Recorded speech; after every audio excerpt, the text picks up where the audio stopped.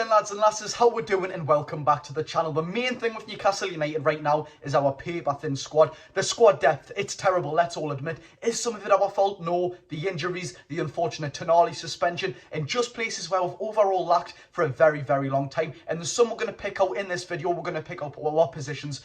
We don't need to bolster up in January. We're going to pick up in some positions which we do need to buy in January. And we've got 5 players which you would have seen on the thumbnail. What we're going to talk about specifically, because I like all 5 of these players, by the way. Without further ado, let's get straight into the video. Now, what we're going to do to make this video just a little bit easier, we'll start with positions, of course, starting at the back. Goalkeeper, Nick Pope, Martin Dubravka, Karius, Gillespie. I do believe we don't need another goalkeeper. Maybe we might need one for the future, but it's not a crisis. We don't need a second choice goalkeeper. We've got an absolutely fantastic one in Martin Dubravka. And of course, we've got a very trustworthy goalkeeper.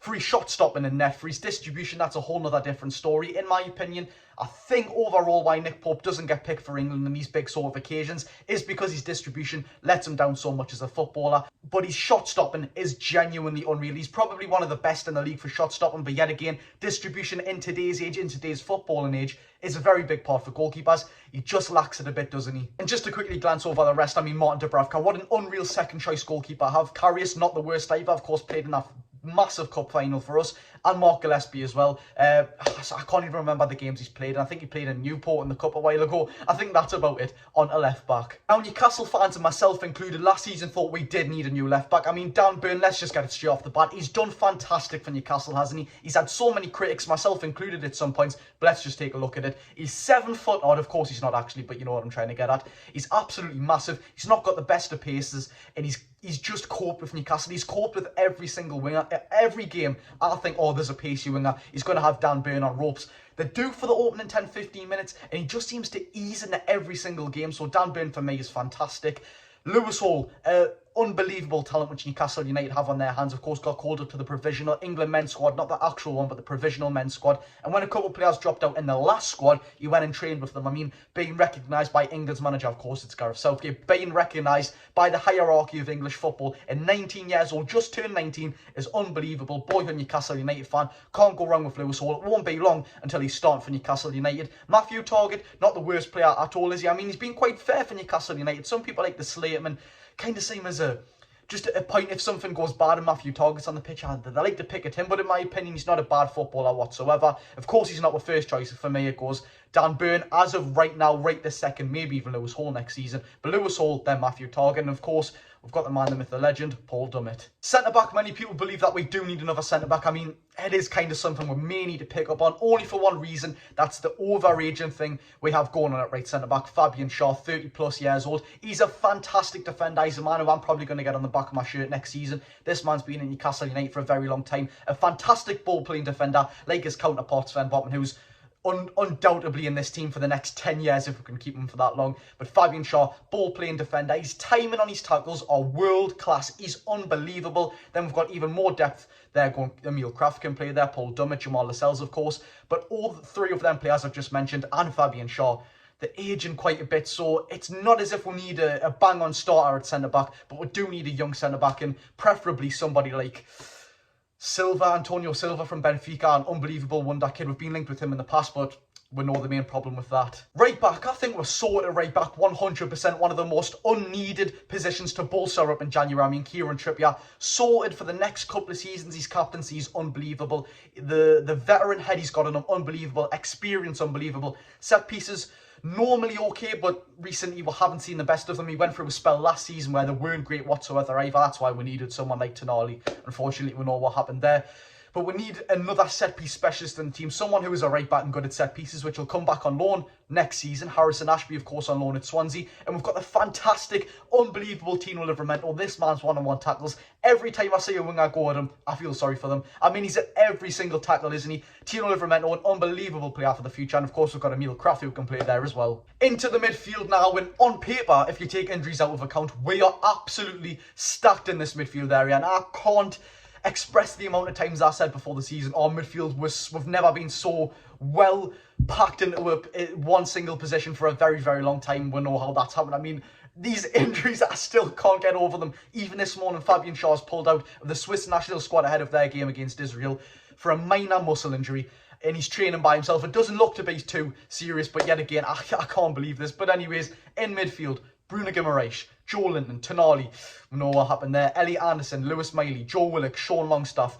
There's an unreal amount of players, but yet again, how many of them are out? Sean Longstaff is currently injured. Elliot Anderson is currently injured. Tonali is banned.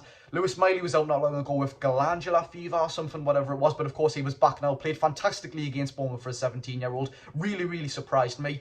We are sorted there in the long run. But do we need somebody now? That's what we're going to pick up on later in the video. Calvin Phillips, Ruben Neves, Edison. These players are all linked. So if we needed a midfielder, I think it would be for right now. A short-term loan deal, not for in the future, because of course we've got all these names and young players as well. The majority of them are extremely young. I don't think there's even one which is, 27 plus years old. Left wing, we've got Harvey Barnes, who can play there. Anthony Gordon, who can of course play there. Miggy can kind of play there, I guess, if he wants. Joe Linton, Joe Willock can kind of play there. Elliot Anderson. It's all a bit of a mismatch, but yet again, I guess it credits how much of a fantastically versatile team we are on. What Eddie Howe is building, every player can play anywhere, which is fantastic for what we can utilise when we have these injuries. I mean, like we're seeing with Lewis Hall, he can go left wing, he can go left back, he can go centre mid. Tino Livramento, left back, right back. It's unreal. It's fantastic, actually. It's unbelievable recruitment. But left wing for right now, we may need yet again, like the goalkeeper situation, another up-and-coming goalkeeper, but not as if it's crucial right now. Now, we're going to get on the striker last because that's somewhere which I believe is the most important place for Newcastle United. But right wing, Miguel Almiron can play there. It's all a bit of a mismatch yet again. Gordon can play there. Joe Willock can play there. It's the same thing yet again. But we would need a right winger more than we need a left wing. Of course, more players can play left wing than right wing. But on at the final position, before we get into the players which we've been linked with and why I like a fair few amount of them as well. Like I say, I like every single one. But striker for me, I'm going to say this once and once only, is the most crucial place I believe Newcastle United need to bolster up. Is it because of the quality we've got in striker? Absolutely not. We've got a fantastic English classical finisher in Callum Wilson there. He's been around the block for a while. He's unbelievable. If he could have just kept himself fit for his career, he would have had a fantastic one. He would have been called up to England more. He probably would have come with a bigger club, respectively, to Bournemouth very, very much sooner. Alexander Isak, you talk about quality. This man springs to mind. I mean, his pace, his technical ability, the fast feet he has absolutely everything. He can play as a winger, he's a striker, but he just reminds me so much of Thierry Henry, and I know he gets linked with him a lot, but he seriously does. I mean, for a striker who's a fantastic poacher, a fantastic finisher, takes penalties, we've seen him take free kicks, and he's fast on the ball as well. I mean, he's an unbelievable footballer. He's fantastic. But look, we can sing the prayers as much as they want. Them two players, unfortunately, just injury prone. Callum Wilson more than Alexander Isak, but Alexander Isak, if we could keep him injury free, this man would be an absolute god. I mean, he is going to be for Newcastle United, but he just needs to keep himself injury free. I mean, 24 years old or 23, whatever he is, he's got a long future ahead of him. Let's hope the injuries don't get the best of him, because £70 million, he's got a big price tag to live up to. But yet again, two fantastic players, both injury prone. We need a striker, and we're going to get onto one player right now why I believe he should sign for Newcastle United and why we need him. Now, there's two strikers Newcastle United's been linked with: Victor Oko-Boniface and, of course, Seru Guirassy. Guirassy for me is the absolute standout one, and I'm going to tell you why. I think everything in this deal is absolutely perfect for Newcastle United, and we should utilise this. We seriously should. Let's just take a look at how he's done this season, and honestly, it's unreal. Guirassy has played 9 games for Stuttgart this season in the Bundesliga. Of course, he started 8, an average of 74 minutes played each game. Out of 8 games started, he's scored 15 goals. The man is on absolute fire this season. Honestly, he's an unbelievable footballer. I don't know if it's just a little spell he's going through, but 15 goals, one of the highest scoring strikers in Europe across the top 5 leagues. It speaks for itself. No matter how lucky you get, no matter if every single goal's a tap-in, he's there at the right place. And by the way, they aren't just tap-ins, some of them are fantastic goals as well. But it speaks for itself, doesn't it? And the one main reason why I would like to sign Guirassy, not just because of the 2 injury concerns we've got in the team via Callum Wilson and Alexander Isak, but one main reason, and it's unbelievable how much this man is going to cost. The 27-year-old with, of course, 15 goals in the Bundesliga this season and 8 games started, he's got a release clause, and this release clause is reported to 17.5 million euros. To be exact, 15.2 million pounds. 15.2 million pounds in today's market for Newcastle United. Get him in January. By all means, one of the top highest scoring goal scorers. He's 27 years old, which is probably good for Newcastle United, because yet again, are we going to need him in the long run? Can we bolster up on a young striker in the future? We might need him for just now, so get him just now. 15.2 million pounds, highest top goal scorer in Europe. It's a no-brainer for me, it seriously is. But there is one major big concern for Guirassy. And of course, he's an African player. He's from Guinea, which does mean he may miss Newcastle United's game from the African Cup of Nations. They always take place in the middle of the Premier League. I don't know how long exact. I think it's about a month, actually, which it's unbelievable. Newcastle United currently now, of course, not from Jan Minter. He's out on loan in Feyenoord. Don't have one senior African player in the team. Guirassy could be a part of that, and do we want that from missing as many games as he would? Maybe not. That's the only downside, but everything else is absolutely perfect to me. On to the next player. Now, probably the most controversial signing Newcastle United will or may ever make, Ruben Neves, of course. The 26-year-old, looks about 32. The 26-year-old Portuguese centre-mid from Al Hilal. Let's get it straight. It doesn't matter that he's in the Saudi League. Of course, we know why he's went there. He's an unbelievable footballer. He takes penalties. He takes free kicks. He's long range, short range, shooting and passing is unbelievable. He's a fantastic footballer. We've known that from his Wolverhampton Wanderers days. We've always wanted him since then days as well. For me, he ticks every single box. Seriously, he's playmaking. He's getting back. He's a fantastic leader as well for, some may say, the young age of 26. I think he's an unbelievable footballer. The only thing that would stop this is, of course, the Premier League vote, which happens on the 16th of November, I do believe, or maybe the 26th, or whatever number it is. It might be December, actually, sorry.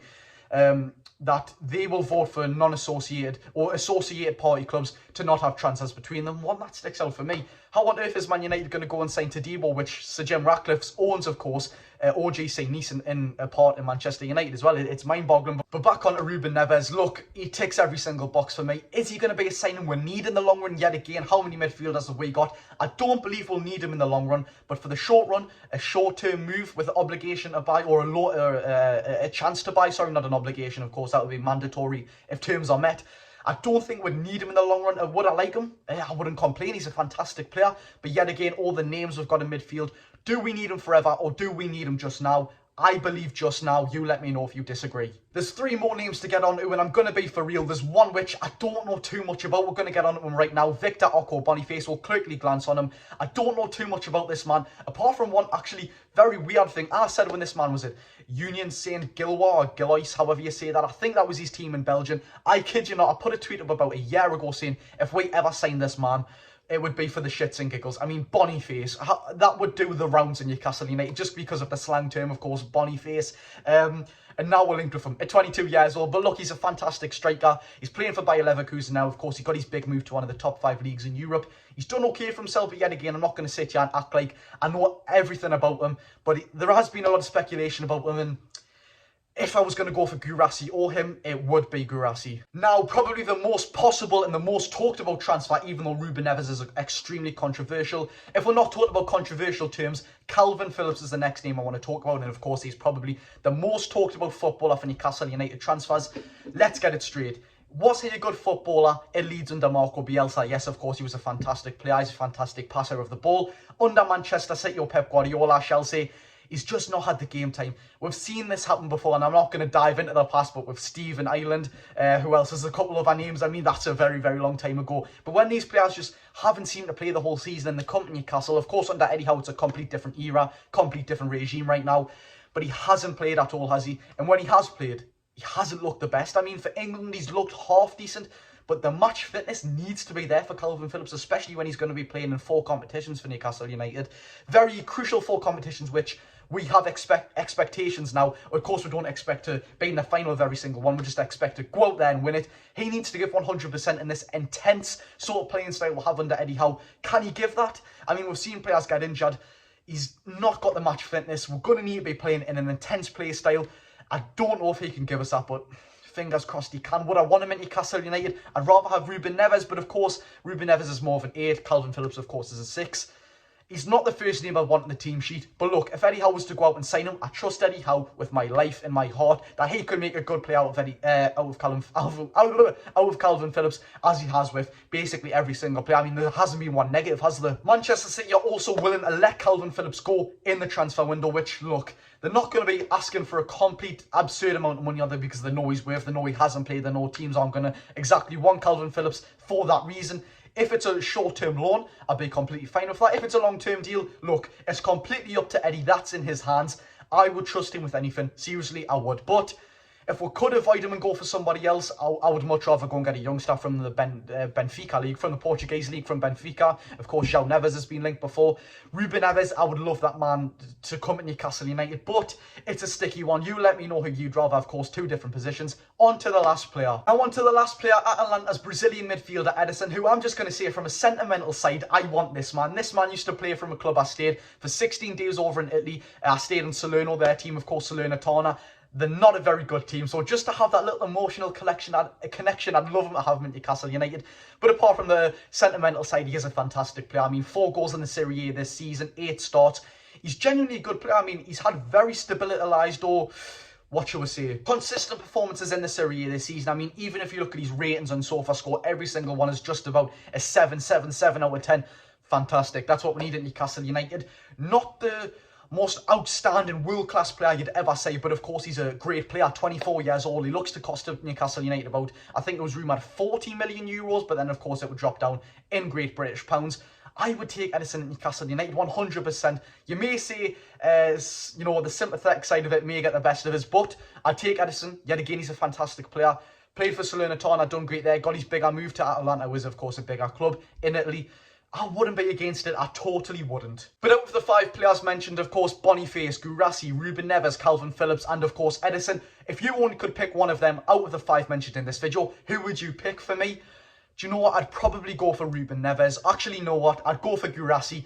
But as a technical player, I'd go for Ruben Neves. I'd go for Guirassy because the striker crisis at Newcastle United, of course. Thank you very much for watching this video. You let me know who you would sign or what position you would prioritise in January. Thank you very much for watching this video. I've been Jody Josh. If you did enjoy this video, hit that like button, smash that subscribe button. I've enjoyed giving you this video. I hope you've enjoyed it too. Go and enjoy your day. Thank you very much. I've been Jody Josh.